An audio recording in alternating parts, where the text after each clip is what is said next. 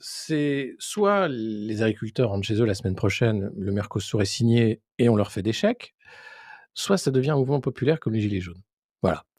Là, la colère est énorme parce que tout le monde a compris la trahison, tout le monde a compris que les intérêts que défendait le gouvernement n'étaient pas les intérêts français, ni ceux des agriculteurs français. Peu importe si Annie Genevard explique qu'elle est la porte-parole des agriculteurs français, c'est faux.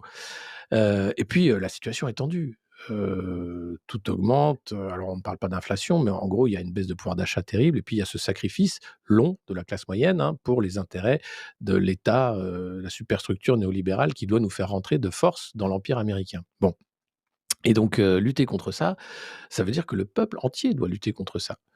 Aujourd'hui, je vois pas un peuple uni, derrière les agriculteurs. Hein, il y a encore des gens qui disent: «Bah, c'est leur problème, moi j'ai autre chose à foutre» et puis il y a beaucoup de gens qui veulent sauver ce qui est sauvable en disant: «Mais j'ai pas le temps de m'occuper de ces choses-là. Moi je dois travailler, j'ai, le loyer à payer, les gosses à l'école, je vais pas, m'engager dans un mouvement politique ou un mouvement de contestation populaire qui pourrait renverser un gouvernement dangereux pour les intérêts nationaux».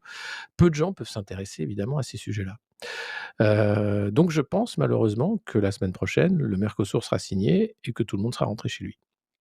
Et qu'aujourd'hui, Yaël Braun-Pivet descend devant les agriculteurs parce qu'elle sait très bien qu'elle peut le faire aujourd'hui, c'est le minimum, mais qu'après ça, à part les promesses de chèques, il y aura pas grand-chose. Et puis on en reparlera dans 5 ans